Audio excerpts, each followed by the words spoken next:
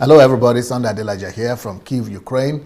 I'm here today to talk about another book. Yesterday we spoke about one of my books, The Law of Difference. Oh, that guy from Shidi from Italy did a great job.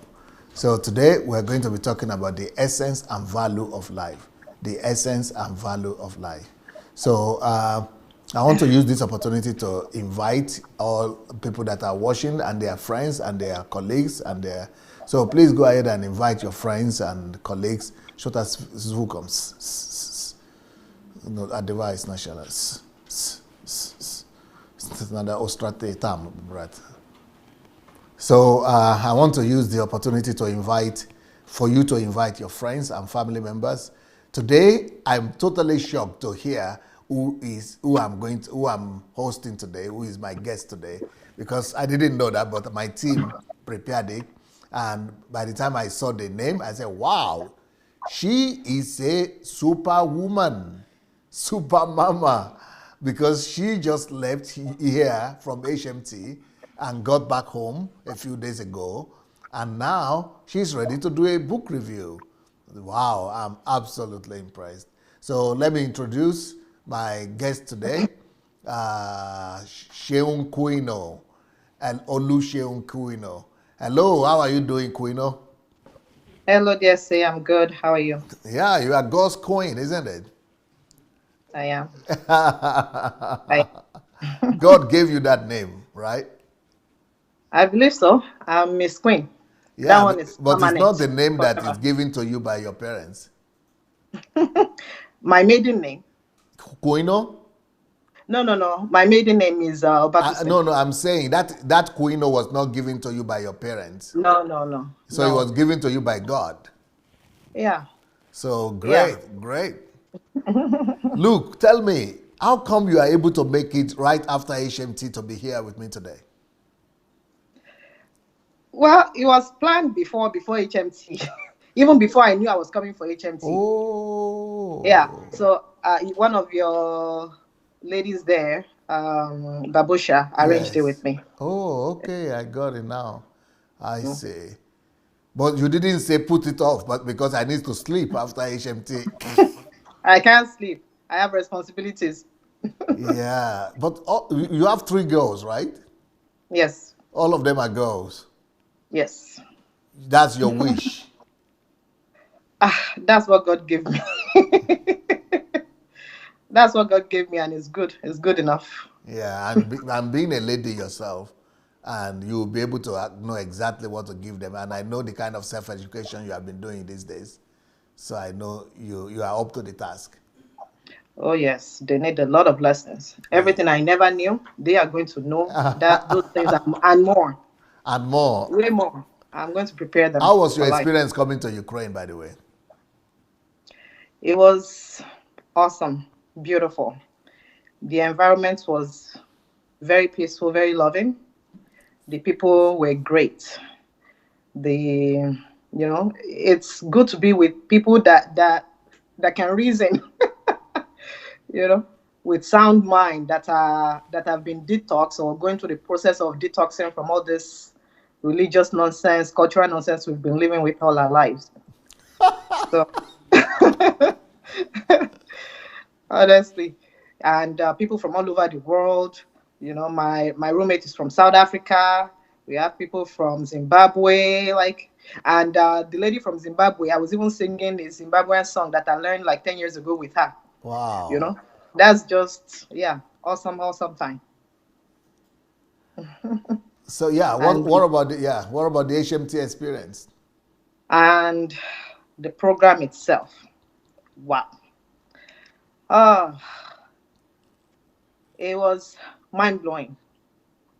Mind blowing because I uh I always, we use system in our words. System. We use it to write but the actual concept of it, what it means, I had no idea.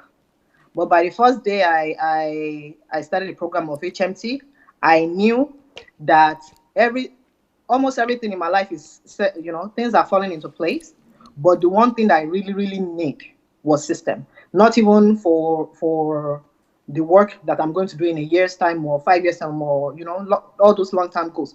But even in order to achieve those long term goals, all the short term stuff that needs to be put in place, like childcare, etc., all those things are through systems. So, I mean, just that word came alive for me, that in every area of my life, from when I wake up, my schedule on a daily basis, my children's schedule, you know, and even on the plane as I was coming, the people on my right and on my left, I'm sure they're like, what is going on with this girl? I was just picking up um, the journal. What is that? The name of that The new planner. book that you The read? planner. Yes, the planner. I'll remember something, I write it down. Anything I'm remembering, whether Can you it's show the 5 months from planner? now. Go ahead. Pardon? Yes. So I like I'm planning. I knew I had to do something like that, but coming and learning about systems really put things in perspective for me. That system is what I need in every area, even like cooking, cleaning, having support system to handle all the stuff that I handle, so I can actually do some meaningful things. So you can now understand why my wife doesn't cook and I don't drive. I watched that thing. I watched it a long time ago, and I really, really appreciate it. I saw all the comments, and I understand where they're at. If they have experienced the stuff that I've experienced, they will understand. You don't need to do any of those things. Yeah, just put it in a It's not system. necessary. Put it under a Yeah, system, yeah, and but people are abusing. People are challenging mm, me. Saying all kinds of stuff. I said, well, that is what they know. yeah. I mean, how can you? I spent hours. I've done it before. I grew up doing this. Like I said before, I'm the oldest of seven from my mom. And I grew up doing, I cook, I clean, I know how to do a lot of stuff. But I realized that our people, they love you doing that because, No, and they knew but me. the worst thing is not just loving you do that, but because once you are a wife or you are a Mm, mother, then mm. they make cooking and cleaning and all those Ah, mundane things your identity. yes. They profile you. They make it your profile. That is who you are. Yes, yes. I remember I used to go to baby showers in those days, and every time I'm going for baby shower, I'll take food. I'll make something. I usually make lasagna.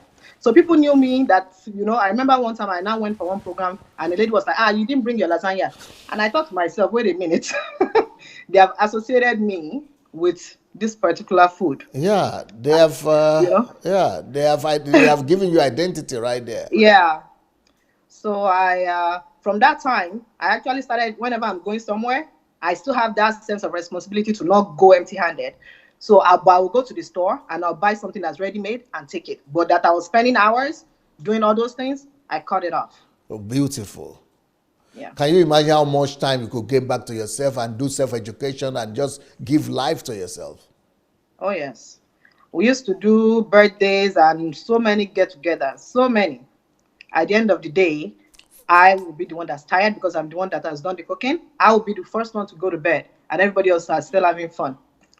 Wow. So yeah, now I don't even do birthdays. If it's my birthday, I take myself out. Yeah. Then I won't be burned out. Yeah.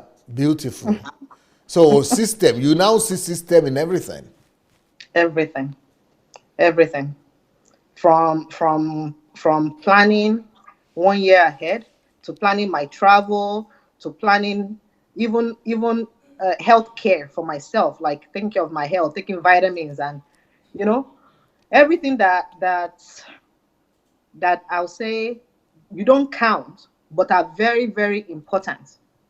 Everything I now count and everything I detail it, I put it down. Everything. Wow. Mhm. All right. So the essence and value of life. What would be your first impression, your general impression about this book? What will you just say in a few words about just before we begin to go to the class, I mean to the chapters and to the Mhm. lessons, but just your general impression.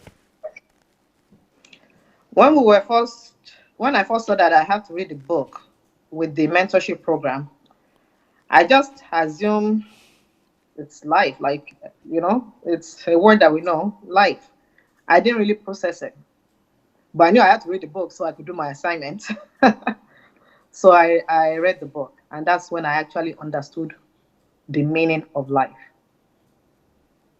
That's when I understood the meaning of life.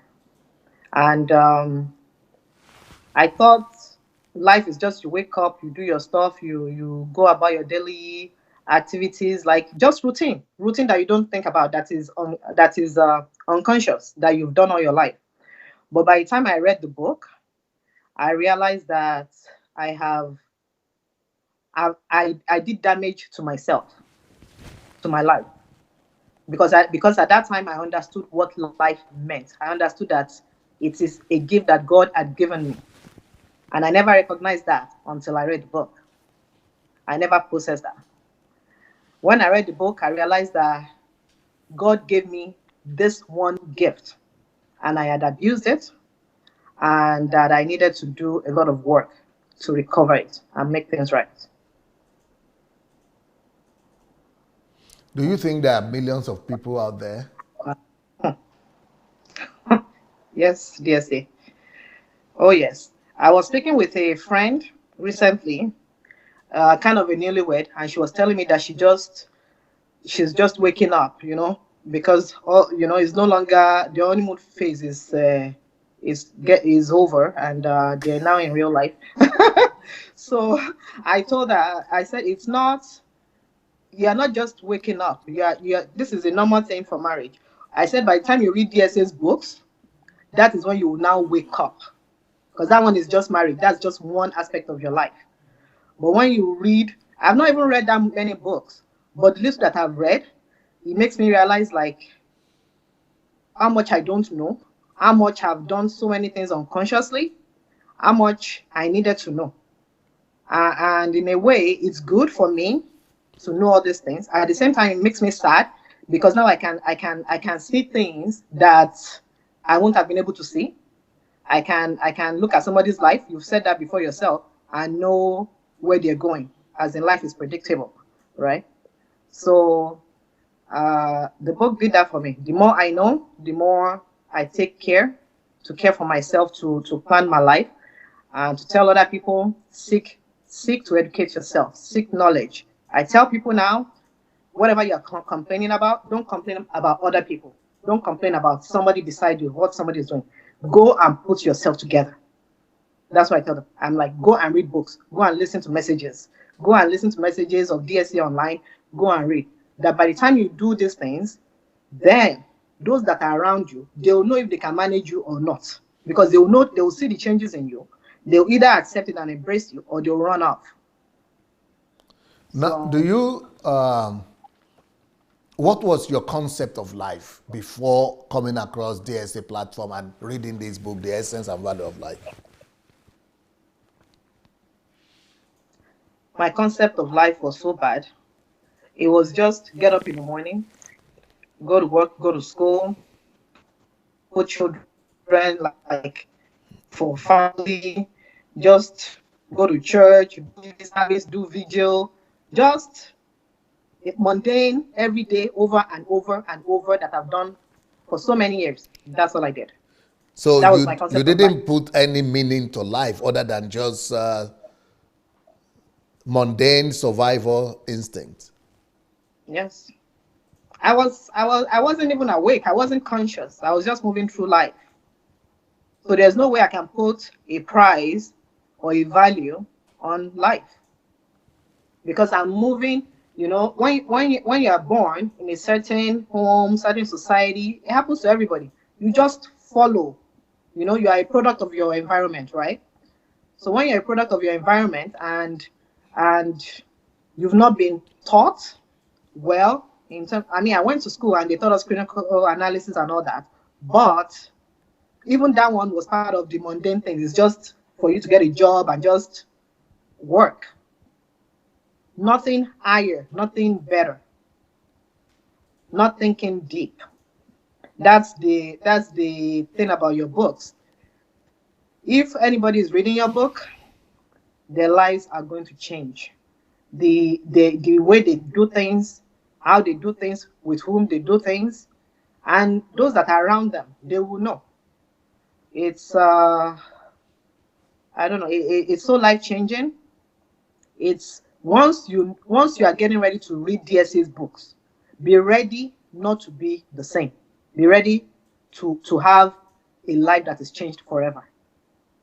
And I'm begging people, I'm telling people, please read books, because if you don't, you will go through. I have gone through a whole lot bad things, and I don't want people around me to go through what I went through. I don't want them to suffer. And but it's like the more you tell people, a lot of people don't get it, especially religious people, the ones that go to church 3 4 days a week. They fall down and die. So many cultural issues, religious issues affect people. And I realized it affected me as well. It affected me up to a point. I always thought there was more, but I didn't see a way out. So I understand people, because I mean, if you could have affected me that way, I understand people that were born there and bred there. It's so hard to switch off and suddenly tell them, snap out of this. Life can be different. You don't have to go through, the Uncle Sam way. You don't have to go through just repeating the same circle, the same system that the world has programmed you into. But they said when the student is ready, the teacher should.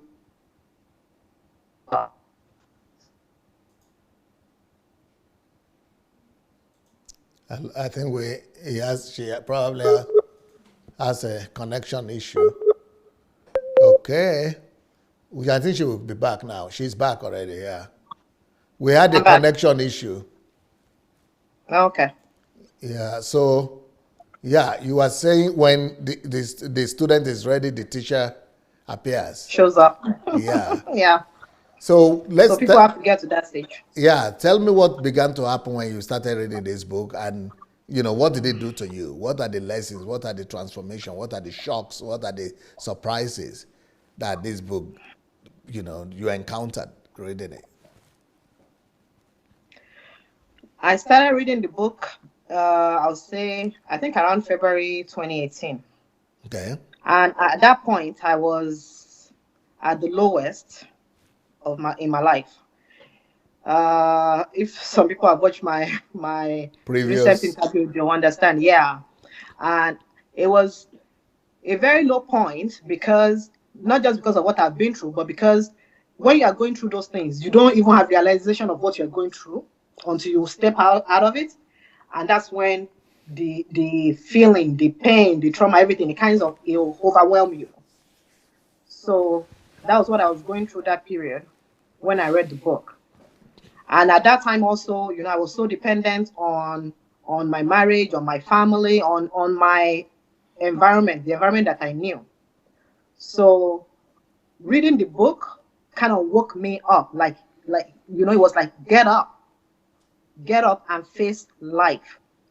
Because I now realize that, wait a minute, there's something called life. It's not just a word. It's it's it's something that I have. I'm alive. I'm not dead.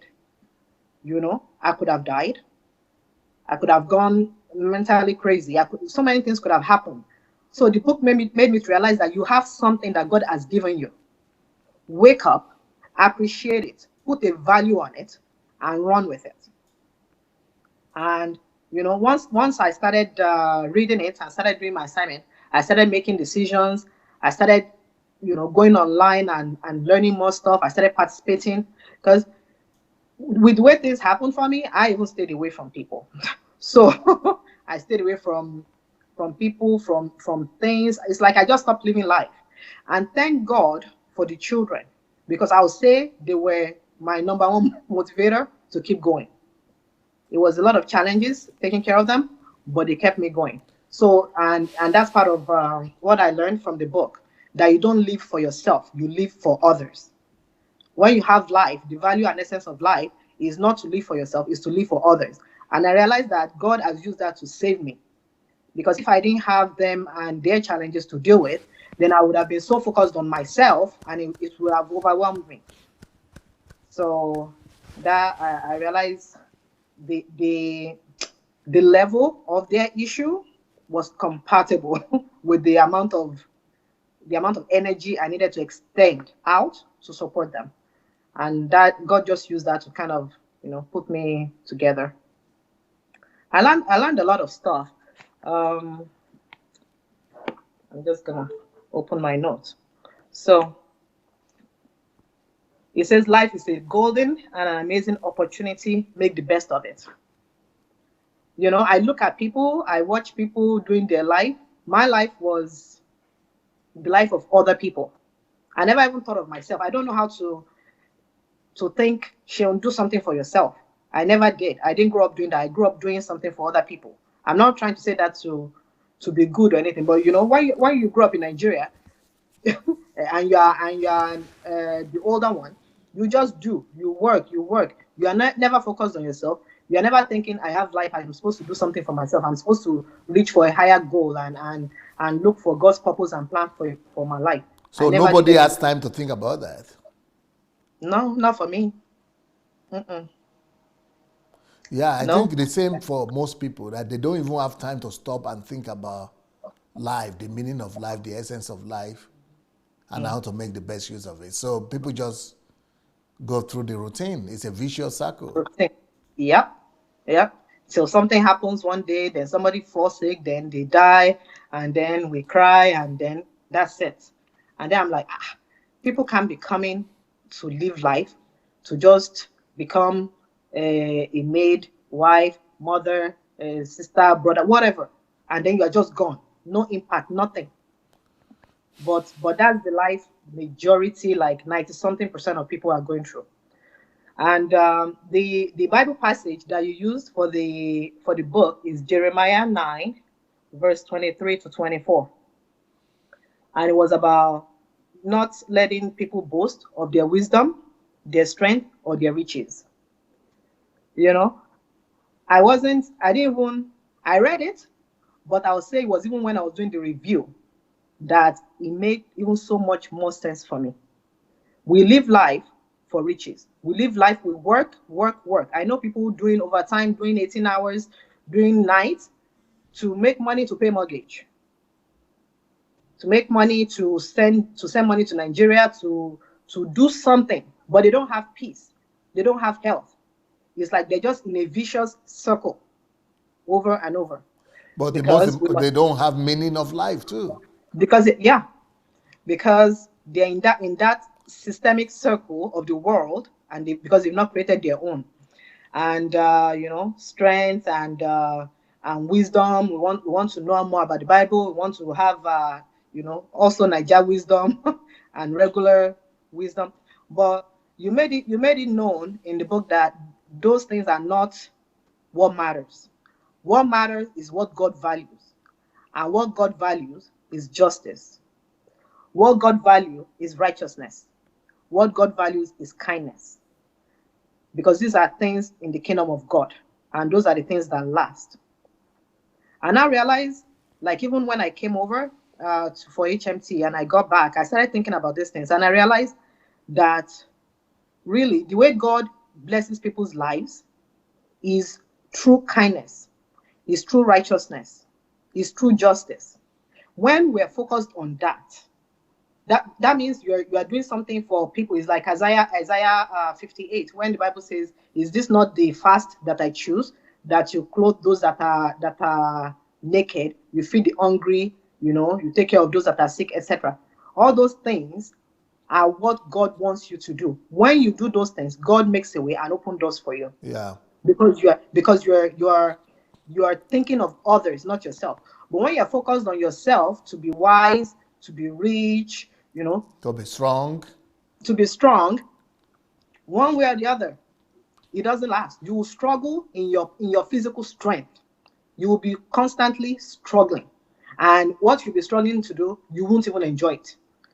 You'll be struggling to go make the money, pay this bill, pay that bill, and go back and struggle again. But I realized that when you are doing what is right, when you are doing what God wants any particular individual to do, then it opens your way, your door for you in that area, and then you don't lack. Yeah. So Do you want to go chapter by chapter, or you just want to go lesson by lesson? Mm, maybe lesson by lesson. Okay, let's do it. Okay. So the first lesson I put down was that I must prepare and be ready for the opportunities that will lead me to my destiny. That's a lesson that I got from the book. Right. I must be prepared and be ready for opportunities. Um, I was never prepared for anything, which is a bad thing, because that is when you're not prepared for things, that's when whatever comes is what you take, whether it's God's will for you or not. And that's when trouble starts. Whether it's a job, it's some career, it's some sort of education that has nothing to do with your purpose. When you are not prepared, then you will get what you don't need. But when you're adequately prepared for your life, when you're adequately prepared for the purpose of God for your life, then you choose the right thing that you want in your life. So you are right that most people don't even prepare for life. They don't even have that concept. How do you get prepared for life? I'll say it's not just the education that we have, the education of you go from elementary school to secondary school to university. That is still the routine of the world. And it's okay, it broadens your mind, it's good for education. But in order to be adequately prepared, parents need to do a lot of work on their children. We're not supposed to just be having kids. So it's mainly the responsibility, you are very correct, of parents. Because one of the real idea of parenting, the purpose of parenting, is to be able to grow up the children in an atmosphere whereby they could imbibe the best values and directions of life. Well, that's how it's supposed to be. But most times, we follow the biological clock of it's time I get married, it's time I have children. And you just start popping babies, and then you be counting, oh, I want three, I want four, I want five. That's all we're thinking about. We're not thinking about their future, where they're going to end up, what's their purpose, how are we going to add value into their lives, how are we going to make sure that you know they have enough knowledge and understanding to be able to handle this life. We don't think about, are they going to suffer? Because there's so many things that I've realized that if you don't prepare your kids, they will suffer, because life is not made to be just enjoyable and wonderful and perfect. You can enjoy it if you plan for it. You can enjoy it if you can see afar off and put things into place. But if you don't put things into place, you will just be dropping babies and you'll just be walking the street, just going to school, go to church, go for birthdays, go for, just the same mundane things over and over again. But we have to write, I realize now, you don't do that. You do not do that. When you're having children, it doesn't matter if you want to have seven, go ahead. You want to have 10, go ahead. But have plans for them. Have plans for them to be self-educated. Have plans to put them in an environment where they can learn, where they can grow, where they can be prepared for life. Because life will come at them. So Yeah, so that whole concept of just counting children, I uh, have three, I have four, is destroying the life of the next generation, actually. yes. And they'll be we also have to come out of this cultural thing of you have one now, when is the next one coming, you have two, you have a boy, so we need a girl now, we need a girl, or you have girl, we need a boy. you know all the grandmas are there asking you, when are you having my grandbabies, I want grandbabies. And we too, we follow what people want. I- you know, we follow other people's plan and ideas for our lives. We don't consciously make decisions that, let's say a couple get married, they can make a decision and say, we're not having children for the next 5 years. Oh. If it were me, I'll even announce it on the wedding day. I'll say, we're not having children for the next 3, 4 years. Do not come and be asking me questions. Honestly, tell people, But when you don't, everybody will be coming after you. Your pastor, But your that is what I teach. I teach people that they should not have children for the first 4 years of, at least 3 to 4 years of marriage. I didn't even know that one, but but it's a good idea. Yeah, this is what I teach here in our church here. But I discovered that when I tried to teach in a family series, people were writing comments that for Africans that is catastrophic, because in the very first year people begin to say, "You are not yet pregnant." They're watching you. Oh yes, they are watching for the little bump. Well, the unfortunate thing is you can go ahead, get married, and start having babies right away. But there's going to be consequences. You are going to enjoy your children. Your children are going to be fine. But the fact that you didn't take the time to get to know your husband or your wife, and just build some bonds and travel and put some foundation into your relationship, one way or the other, it will come out. But who said you are going to Because enjoy your children? If you just married and you started having children immediately, those children will become disobedient. They'll become stubborn later on in their teenage years. And because you are not experienced enough and you are not having time, you didn't have enough time for one another before having children. So there's going to be strain and stress in the relationship, and that is going to be affecting those children as they're growing up. So you are not going to enjoy those children anymore because they are going to be troublesome. They are going to be troubled children. that's the thing with reading your books, DSA. Like this book, The Essence and Value of Life. For me, like in terms of my children, like the older ones that I adopted, like I said before, it's something I always wanted to do. Like since I was a teenager, since I was a child, I wanted to do that.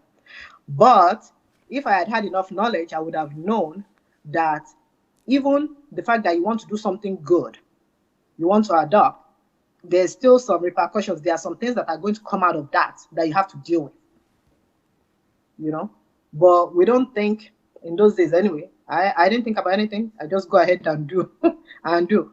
But and then I realized as the children were growing up, oh, there are some issues here. I need to deal with this. There are some issues there. I need to deal with this. Whether they're your biological, they're adopted, whatever. Or every child is coming with their own set of issues in life, and you have to face it. And it's better if you are well aware and you are well equipped and ready to know that my 3 kids now, all 3 of them are premature babies. Wow. All 3. I don't know how I ended up how that happened. Yeah, like the first one was born at 32 weeks, the second one My 31, God. and my biological one was born at 32 weeks as well. Woo. So, but So but I thought 2 were your they biological. were adopted. Yeah, no, the last one is biological. Well, 2 The were older two, adopted. yes, and they are biological sisters. Ooh, so the 2 elder children you have are white. Yes. Your 2 senior girls are Caucasian, Yeah. and then Yes. your own biological is black. Oh, wow. Diversity. Beautiful. I want to have something like that in my own family. I want to have diversity. I want to adopt.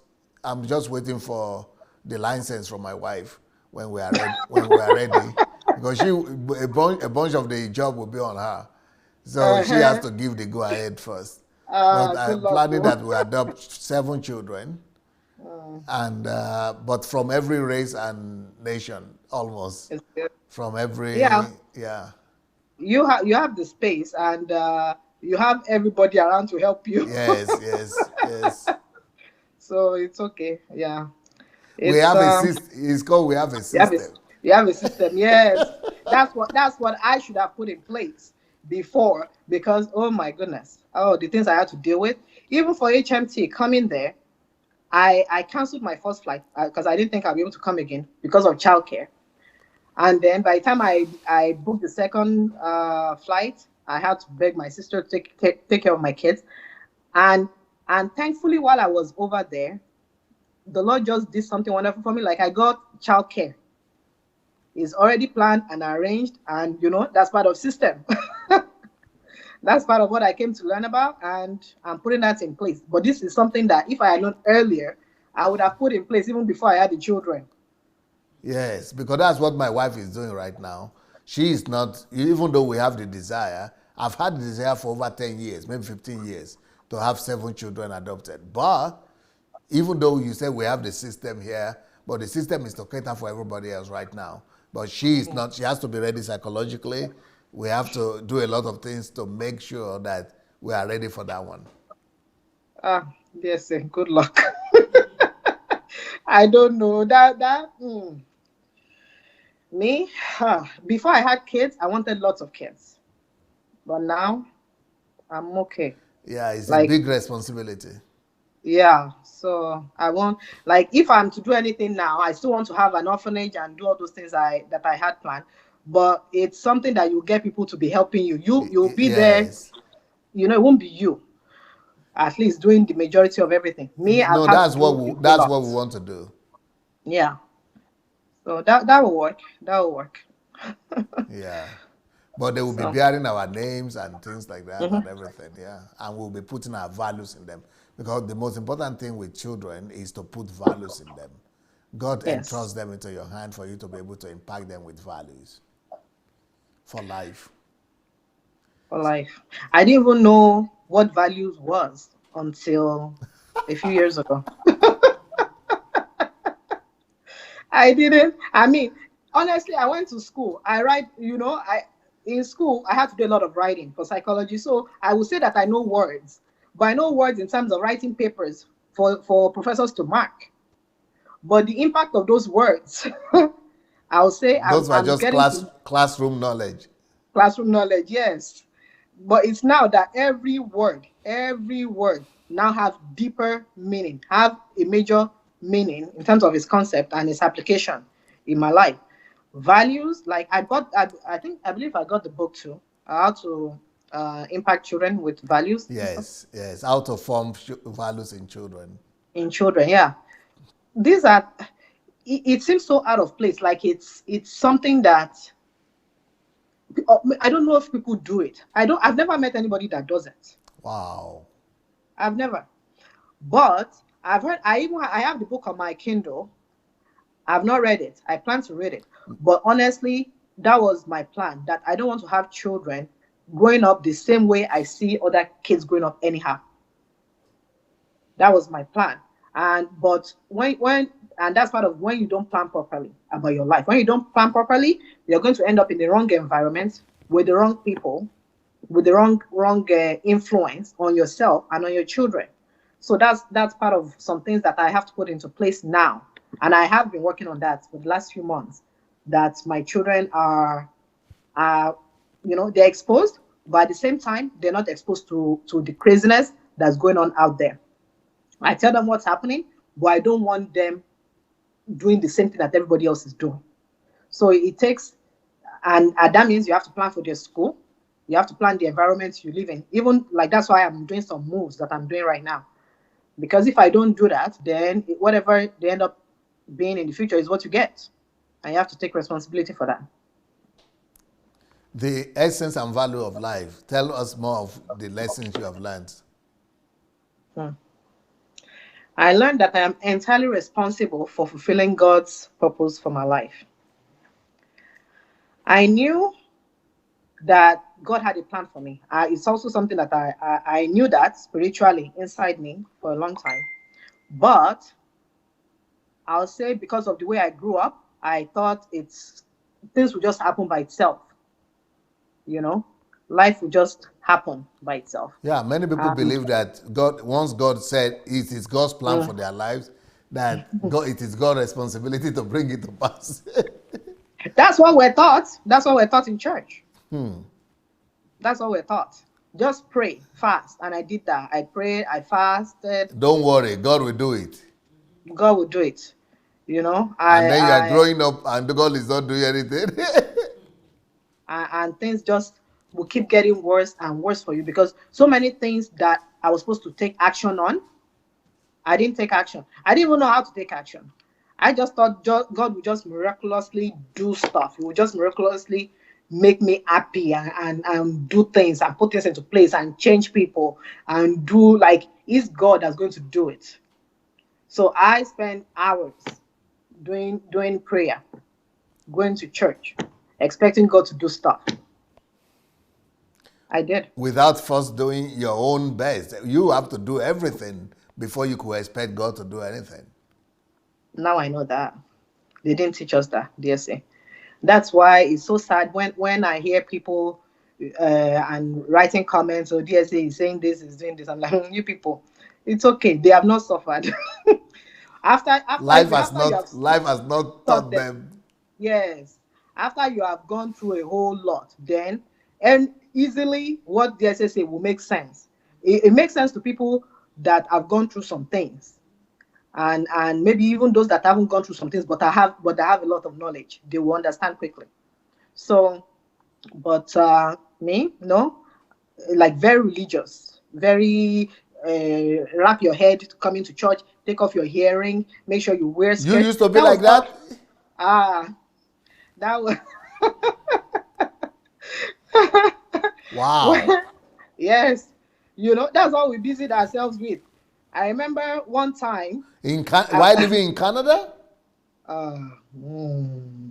I said, yes, yes. I remember one time Wow.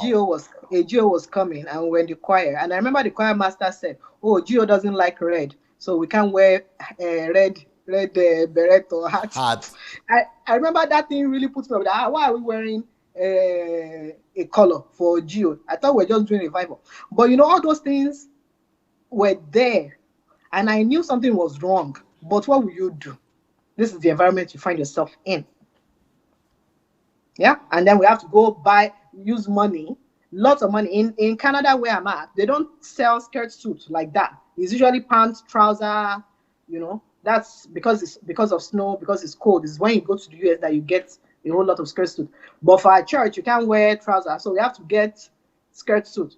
I was paying hundreds of dollars to get skirt suits for church. I had hats. I paid lots of money for hats. Everything. I just look at our lives now. I look at people and I'm just looking and shaking my head. We have spent money. We have used less money. Money that should have been in the bank, making money for us, doing things for us. We were spending it on how we're going to look on Sunday, how we're going to look on Thanksgiving Sunday. Well, and I don't know how that one can be stopped because our people are really, really into that. Religious Yeah. stuff. Yeah. How you are going to So live on what? On how you are going to live, like how you are going to look on look, Thanksgiving? Thanksgiving Sunday. Thanksgiving. Is that a special? That's usually the first Sunday of the month.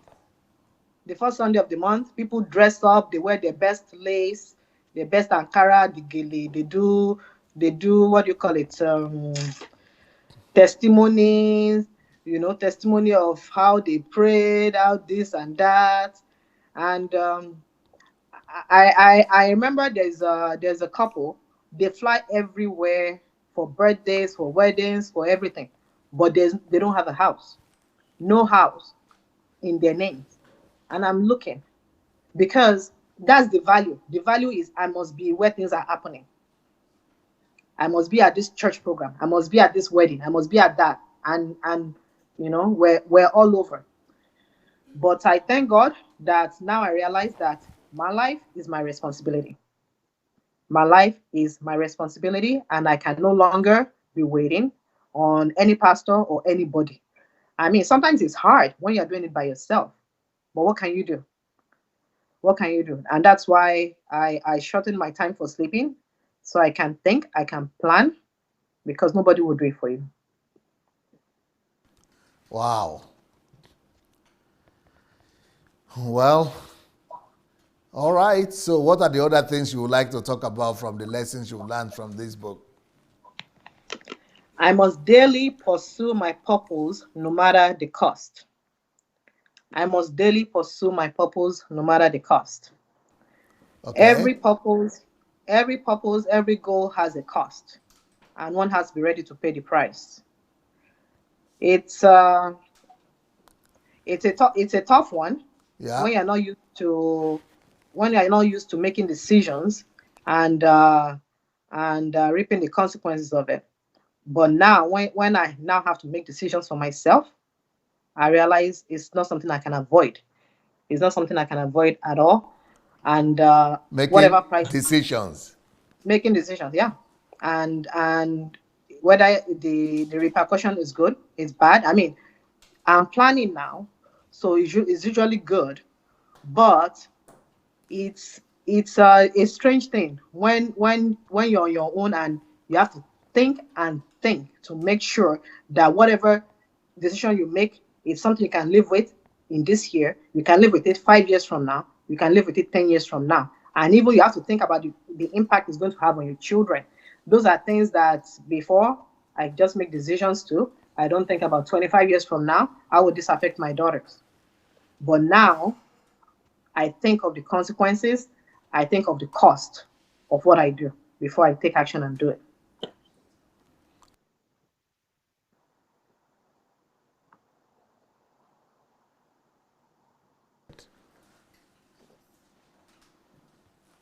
Can you hear me? Hello? I said you are not afraid Now, to now I take can hear you. responsibility for your children. You said I'm not afraid to take responsibility for my children. Yeah, it's like Oh you are no, not afraid. I'm not. It's it keeps me going. I have to take responsibility for them because who else is going to do it? No, I'm And talking about being a single mother. DSA, I have to do it. It's the children have nobody else, and I'm telling you that even my children, they've gone through some things. And before, honestly, I was looking at myself and I thought I was one that have gone through things. But the more I grew, the more I learned, I look at them and I'm realizing before I thought I was the one. I thought my kids, I'll be praying for them that God, oh, I want this to change in their lives. I want this bad experiences of their past to go away, etc. But as I'm praying for them and watching out for them, it makes me to look within myself, and I actually started seeing myself in them as well.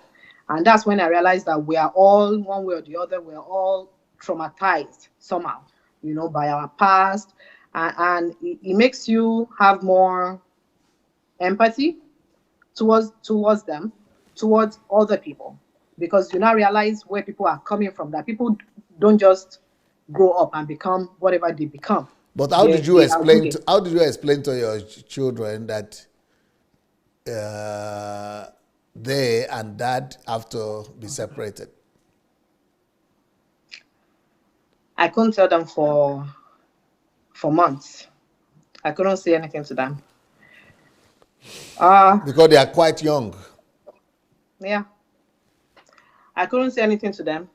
Then eventually, when I called them to come and see the kids, as I said in my previous video, I knew that before he comes, I have to say something to them so that they don't have their hopes up and say because daddy is around, you know. So I told them, I said, daddy and mommy, we love you, but we can't live together anymore as husband and wife and as parents to you. We're still going to be your parents, but we can't be together. It was a difficult night. I remember that night when I had that conversation with them. That would have been, I think, around March last year. They were, I'll say the little one didn't really understand. My 4-year-old at the time, she's 5 now. She didn't really understand. The older two understood a little bit. But even up till now, it's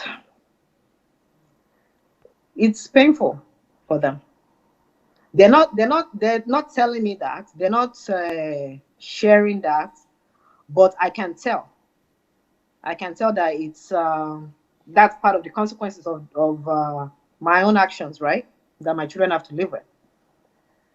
And they're not bugging me about it, but I know that if it were up to them, and they've said some stuff in the past that, oh, you guys can come back together, you can be this, you can be that. But of course, they're children, they don't know. I didn't tell them everything that went on. And at the same time, I let them know that, I mean, when I went to Calgary, I took them to their dads. so that they will know that we'll communicate, we'll be your parents, but it's a very unfortunate situation actually that I had to put my children through that. It's it's um, it's painful, and these are things that when you're busy, you are working, you are doing stuff, you don't think too much about it. But now that I'm talking about it, uh, it's not a good thing to do to children. It's not a good thing to do. But because I did it, I'm not going to now say I'm going back in there because of children. I am not that kind of a mother. Because if I know what will happen to me, I rather have my sound mind and be alive. At the same time, he taught me a big lesson that any decision you're making, think about it. Who you are going to marry, think about it. After you get married, when you're going to have children, think about it. The environment you're going to live in, your friends, the people that are going to surround you, think about it. Everything, I never thought I'll be in this position. I didn't see it coming. And I didn't think children that you've adopted and your own children that you went through so much, your own biological child that you went through so much to have, that this would not happen. It's it's a crazy, crazy thing. But God knows. God understands everything that we don't understand, because sometimes, even me myself, I want answers. And I'm telling you that it's not every answer that I have. I have to make a decision, and I'm standing by my decision.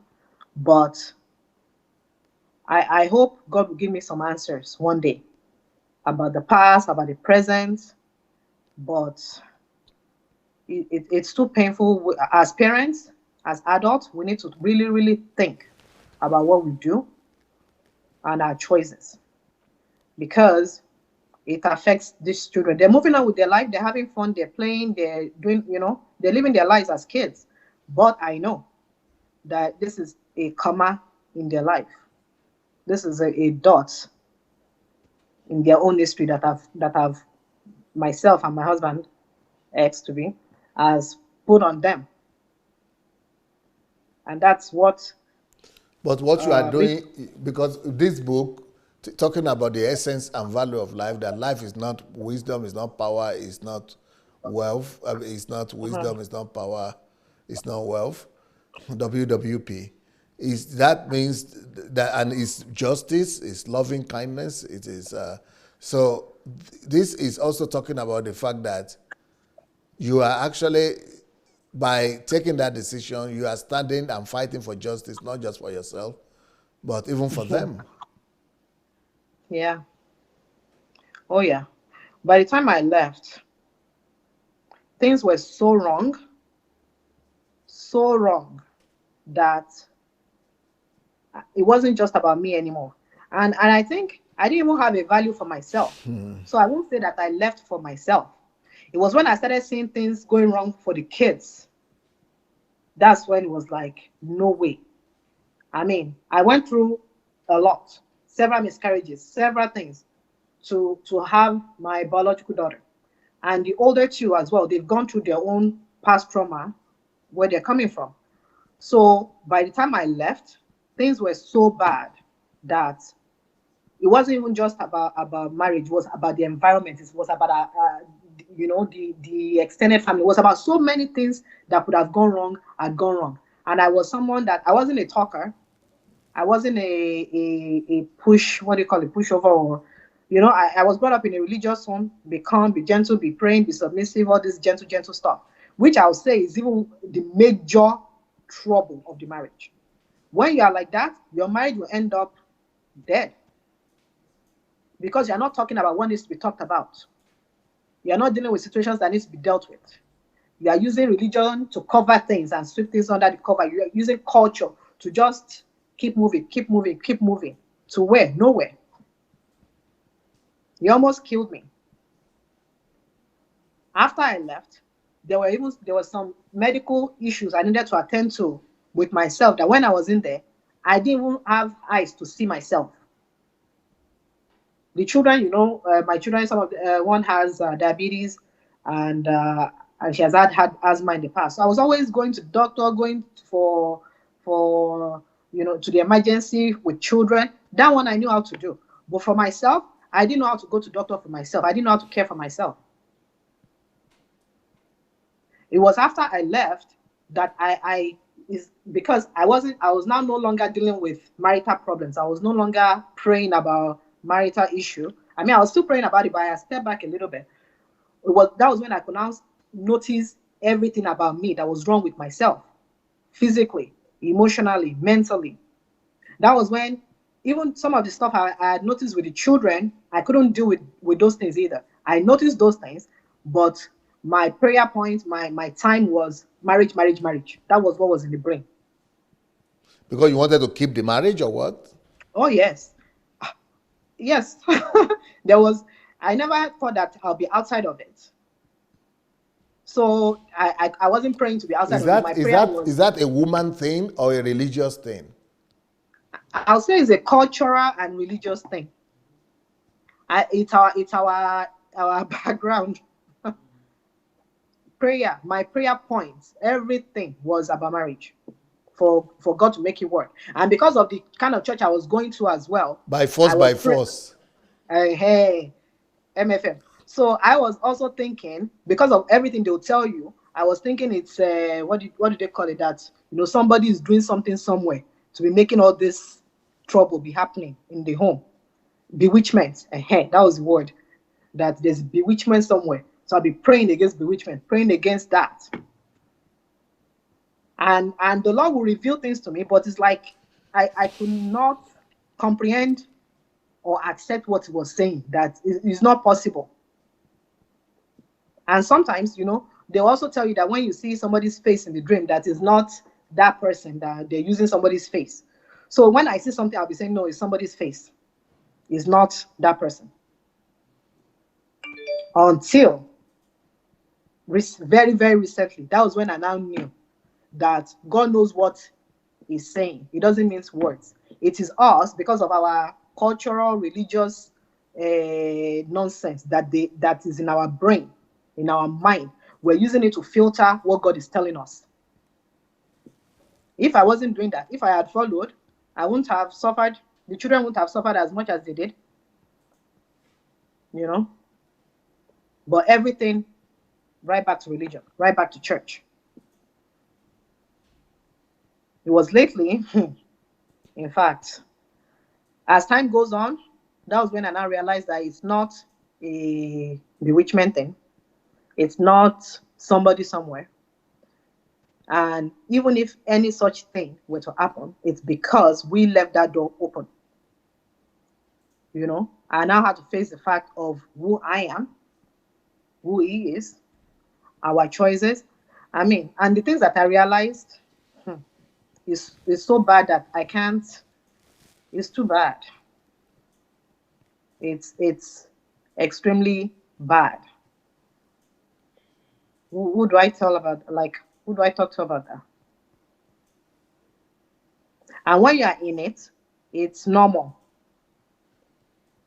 You be living your normal life, cooking, cleaning, being wife, looking good, going for whatever together.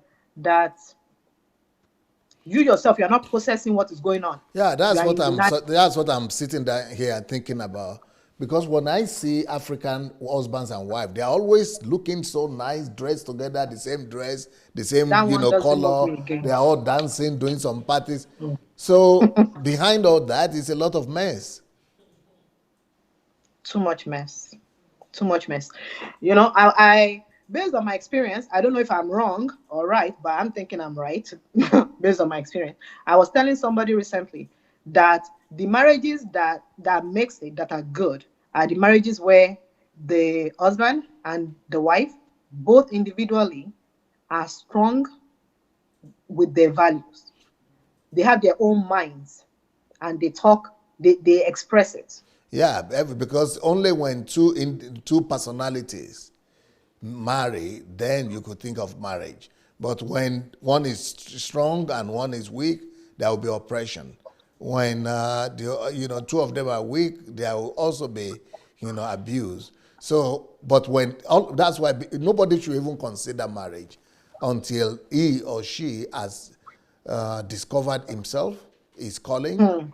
Mm-hmm. and is now ready. He's already in the calling. He's already doing what he needs to do. He's already discovered the meaning of life. Before Mm. you begin to try to give life to other people, you should have Yes. that life. You should know You what should have life that means. life. Mm-hmm. Yeah. Everything I should have done before marriage, I didn't do it, and it's now what I'm doing. I went in there blindly. I blame myself for that. Just taking life as just life, not even processing that it's life, just doing what everybody else is doing, right? And when it's time to have children too. Not thinking, you know, not thinking, not planning. And it's a sad way of life because it has consequences. You know, most people, they can't read things on my face, but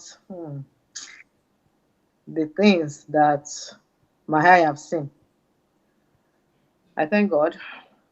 And I also know, I feel it, that these things, it takes years to get it out of your system. Years. And not just yourself, your children. That is the saddest thing. That is the sad thing. And people should not say, because of my children, I must stay in there. I must clinical. There are some situations that you can change, that you're able to deal with, if both are willing to, work on it and stuff. But there are some situations that one should have left a long time ago. Because as time goes on, the damages becomes more, and it's not just to you, it's to other people that are around you.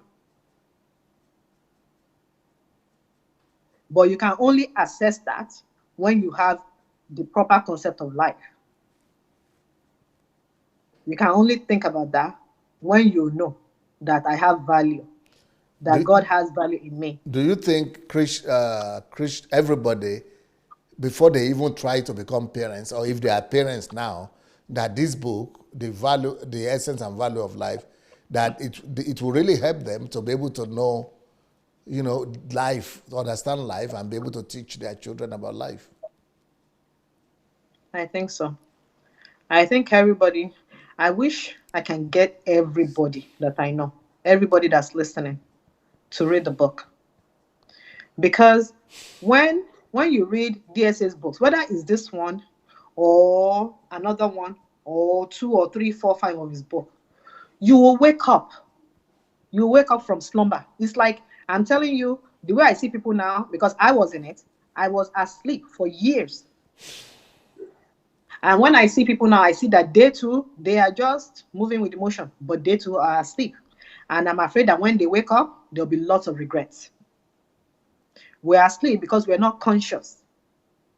We're not conscious of what we're doing, of our actions, of the repercussions of our decisions.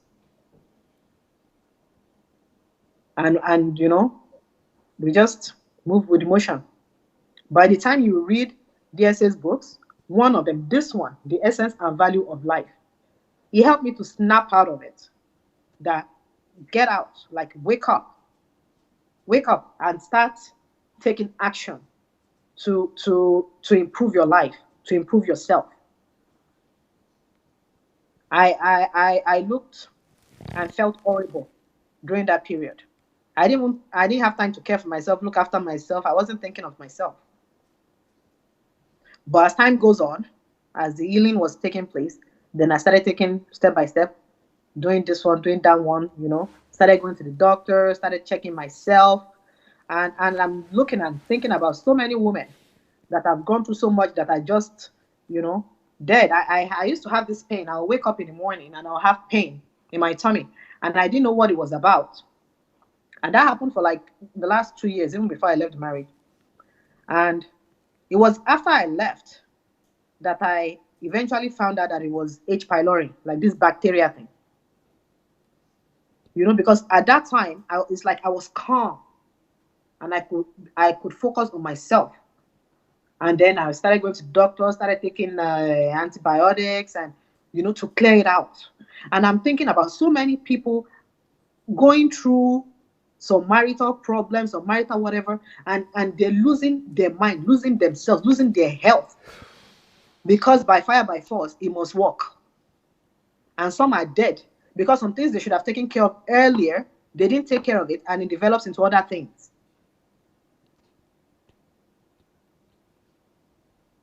My children, I knew they had some different difficulties because of their background, where they're coming from. And as a social worker, I knew I wanted to do a psycho ed assessment for them, because I know that's something you do so that you have diagnosis and so on. But I didn't have the time to do that. Wow. I didn't have the time, the energy, because my focus, I'm telling you, my life focus at that time was maybe 80% marriage, and the other 20% energy I have was to cook and clean and make sure we wake up to go on the next day.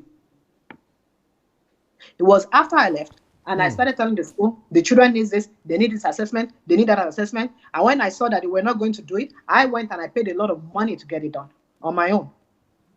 I didn't wait for the school, because it would have been on a waiting list and so on, and you keep dragging, and time just keeps going and going. So that's what your book did for me. Listening to you, listening to your messages, it made me to get up and started taking action. When I started doing that, I even noticed the way the school were now looking at me. They're not looking at me like, this black lady, she's not who we think she is. You woke up. I woke up. And the environment noticed. They noticed. The teacher, the principal, I started doing things that I should have done. And I'm thinking, how many of us, how many women, how many men, because of remaining the status quo, we must look a certain way, we must, keep things a certain way at the expense of some other important things. Because I did this assessment now, I'm now getting some support for them, because this one needs support in this area, needs support in that area, get help. And I also now realize that there's no way. I have struggled to try and do all these things by myself. I can't do all these things by myself. I need help.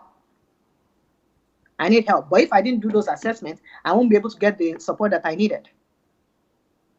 But you won't do that either until you get knowledge that wake up, you don't need to pray about everything. Before, anything I see about my children is prayer. I wasn't thinking, oh, let's go get this up, let's do this, let's do that. It's prayer. I have to pray for this one. I have to pray for now. I have to pray for myself.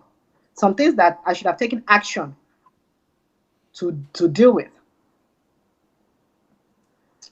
Well, let me talk to the people who are watching us right now, in case somebody out there might be willing to contribute and participate in the conversation we'll be having.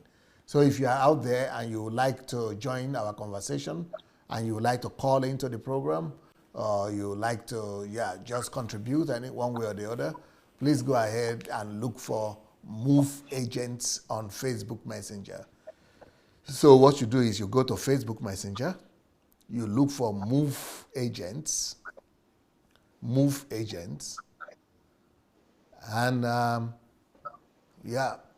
and that is when you just write and send us a text that you would like to contribute. It's Move Agents Matic. Move Agents Matic. Okay, so just send us a message that you would like to contribute. All right. And besides that, these books are available for free on Kindle Unlimited, The Essence and Value of Life. The other books we have, there are Systems, the key to resolving every problem and attaining every goal. Then we have the Daily Planner. The Daily Planner is another one that we just released. Daily Planner to accomplish, how to accomplish your goals and purpose within a year. Every day it will be giving you guidance what to do. And so that's Daily Planner for that. And and then we have the system on how to find money for your dream. Okay, so here we go. So Olu Seun Ogunfadebo,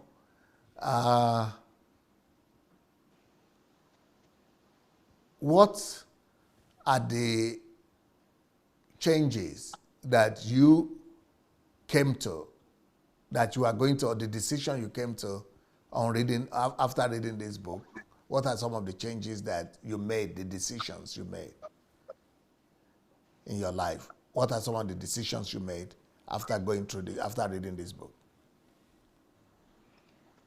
The number one decision I made was to make a decision that I have to start doing things for myself.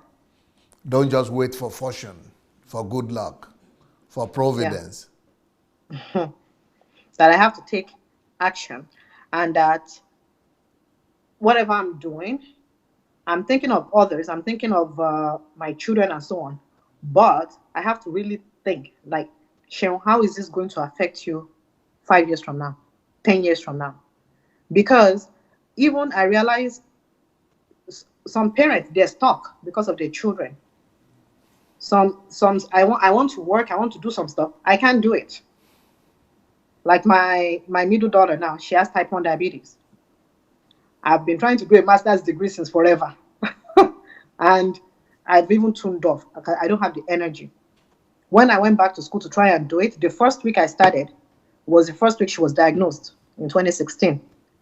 And I ended up in the hospital for 6 days. I just lost energy. So many, that's my life is affected that way. But you don't see it. People don't see that. But that's what happens to a parent. You lose your dream of school, of work, of this and that. And that is why putting system into place is something I have to do so that I can move on and not just be a mom and a caregiver. So I can actually live a life of purpose as well. So I made a decision to start making decisions and not wait for anybody. Because at the end of the day, Even if you are a single mother with 3 kids. yeah, I have to. And I also made a decision to get help, because that one was critical. Because I was so busy doing everything by myself, I couldn't plan very well, because I have to do all the daily chores, all the daily activities for them. But now that I've secured the help, I can plan. I can plan for 6 months time. I can plan, and trust me, I'm not planning for one person. I have backup. I've learned that from you. Backup, because my life has to go a certain direction now. And in order for you to go that direction, I have to secure the kids. I have to put things in place for them. So I learned that when things are good, everybody will be around you. When it's bad, you're on your own.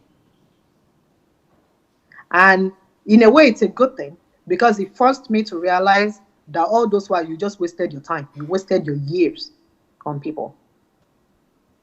I should have put a whole lot more into myself. So it helped me to focus my attention that Shem, sit down and take care of yourself. Take care of your health. Take care of your, like, if you don't want to do anything, just sit and rest and put your feet up and just be here for yourself and your children.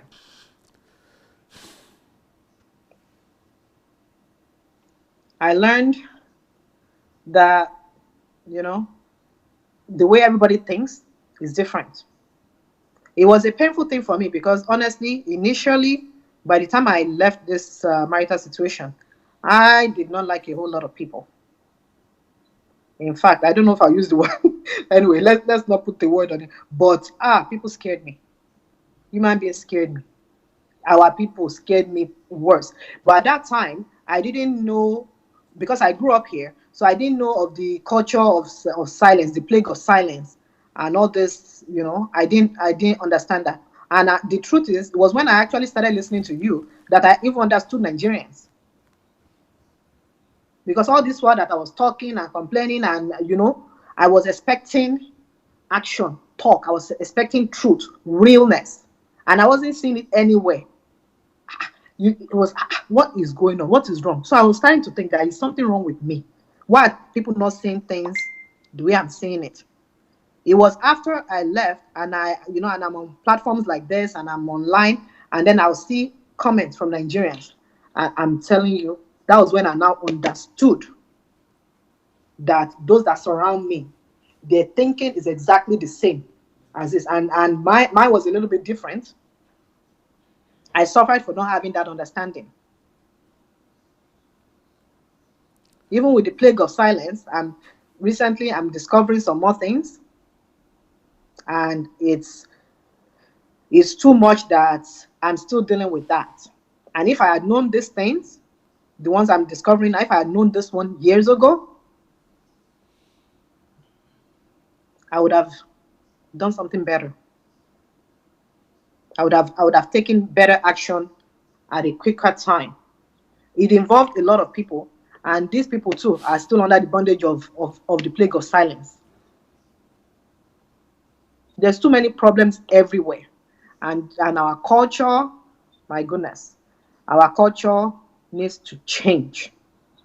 We need to start teaching our children, our men, our women differently. We cannot continue to raise men and be leaving them to just do anything that they like, and then be planning programs for women and be saying, a women program, let's come and teach you to be submissive. Let's come and teach you to cook and clean. You know, whatever program they are planning for both. Planning for Don't they both. do program for men? Not in my environment. Maybe they do business program. They want to do business something. But when it's women's meeting, it's how you're going to be a good wife, how you're going to be a good mother that they do for you. Yeah, what's the name of that woman? Funke something. Who's that? There is a Oh, lady in Nigeria called a pastor called Funke, whatever, yeah. Odukoya or something. No, Adejumo. Yeah, Wait, yeah, yeah, yeah, Dejuma, right? Adejumo. Yeah, yeah. She is an expert in getting ladies submissive. I don't know this. I think it won't be just her. It's all of them, all of them, all of them. It's okay to be submissive. That's the Bible says, be submissive unto one unto other, both men and women. There's nothing wrong with it. Even if they're not your husband, there are some relationships. There are some people that are going to be your life that you're going to be submissive to, and that's okay because God has put them in that role. But when it comes to using it to oppress people, which is what we do in Nigeria, in Africa, that is what we do. When my own situation was happening, people would get into it, and me, I thought I was getting help. Whoa, I thought this person will help me and talk for me. I now realized that I was putting myself in worse situations, worse things. But guess what? The moment you start building yourself, the moment you start getting knowledge about who you are, about life, about purpose, about everything, and start tuning up, they know, they can see it, they can read it, and then they know they cannot put you under that bondage again, and they will quickly step back. They won't talk, but they know that I don't think we can continue put to put her under an oppressor again. It's Wow. such a sad culture that we have. I mean, culturally, dressing up, our culture is beautiful. When you look at the our food, our clothing, even some of the parties are enjoyable. Talking our languages, etc. All those things are beautiful. But when it comes to the human condition, when it comes to life, to your health, to your physical health, to your mental health, we're doing damages to ourselves. I've seen women that are so tough. And I was wondering, okay, there was a woman, a doctor, a pediatrician for that matter, that treats my children. And I met up with her. We were traveling, and we met up some time ago. And my daughter was coughing, coughing. And you would think, as a doctor, you show some care. You know that, what is going on, whatever. But you can tell they were having some real crazy, some things were going on. I now realize that some women now, they have gone past who they are supposed to be. You preach that a woman is supposed to be tough. A woman is supposed to be loved and cared for, and nurtured and all that stuff. Women these days, and No man is doing that for them. So it has toughened women up. They're now tough. They can't feel so much anymore. When you're telling them your plight, they'll be looking at you like, what is she talking about? You have a house, you have car. What else do you want?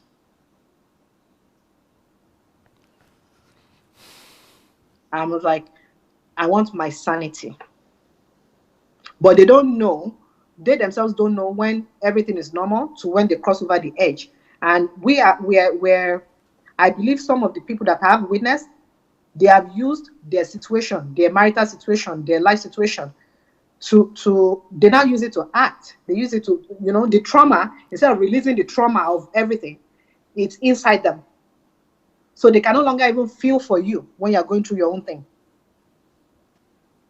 Because they themselves, their own trauma is inside them. So how can they now be looking at what you are going through? So everybody is now being damaged somehow, somehow, somehow. And in our culture, you don't recognize that you need to talk things out. You need to show love and care to people to get them to release all the negative things they're bottling up, so that they can, be jovial and be and continue life. We just toughen up. And I realized I was doing that as well. Having this time to myself really, really helped me, because I could see myself. I'm alone a lot. And when you're alone, you have time to reflect. So I reflect, I see myself, and because of that, I think, oh, you don't want to go there. Come back, and maybe, deal with your children this way, deal with life this way, because I can assess myself. But many women, many men, they can't do that. They don't have the opportunity to do that. And I don't know what you're going to do in Nigeria, but things are so bad. Things are so bad. The way we think, our values, our mindset. I understand now where those things are coming from, but how on earth are we going to change it? How are we going to get, that you're saying that people pass by children on the road and they're going to church. Yes, they're going to pass by. They can't see what you are seeing. A mentally healthy person, physically, emotionally, when you see such things, you automatically care about those things. You want to do something. When you don't care and you can't see it, that is a problem. When your neighbor is going through marital situation or whatever situation and you don't feel anything, that is a problem. The person will heal and move on, but you that you can't feel something, that says a lot about what is going on inside you. And that is the culture the environment we have grown up in. Africa is tough. Nigerians are tough-minded, tough. But they've had to be, because of the way the environment is, the way they grew up. Many of our parents, many of our aunties, all these elderlies, they grow up, maybe somebody else is, they grow up with some aunties and uncles somewhere. It's not their own biological parents that raised them. So they've suffered, they've been cooks, they've been cleaners, they've been maids. They've used them. They've experienced their own trauma, and then they grow up, they have children. What did we expect them to pass on to their own children? What they don't have. Damages. Yeah. Yeah. So in a way, I thank God for the lessons that I'm learning, for the knowledge, because it helps me to now have perspective for others. And that really helped me to now calm down and not have the negative mindset I had about people. Because I now realize, like, everybody has gone through things. It's unfortunate that the way we are forced to deal with it. Wow, beautiful.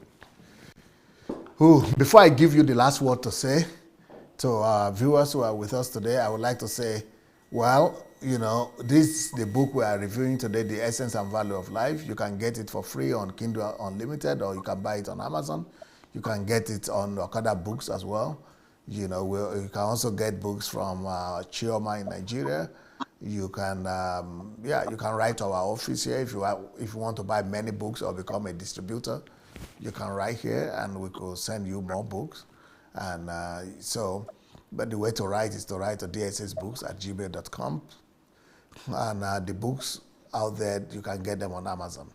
But you can read them for free too on Kindle Unlimited.